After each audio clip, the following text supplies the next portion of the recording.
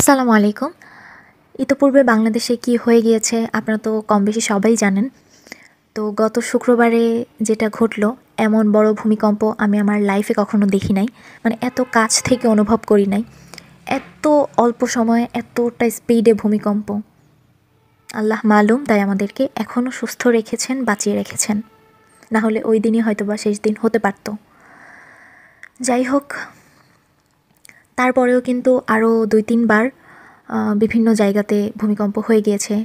ওটা একটু মানে ছোট বা মৃদু ভূমিকম্প যেটাকে বলে সেটা ছিল, যার জন্য অনেকে বুঝতে পেরেছে, অনেকে বুঝতে পারেনি।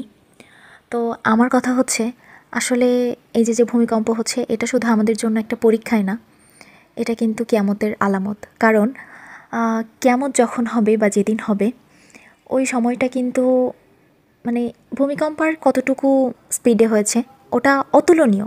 ওটার জাস্ট সিমটম কোরআন হাদিসে এসেছে, তবে পরিপূর্ণ কিভাবে হবে বা কী হবে আপনারা মানে আমরা যতক্ষণ না পর্যন্ত ওটা ফেস করব ততক্ষণ না পর্যন্ত কিন্তু পুরোপুরি উপলব্ধি করতে পারবো না।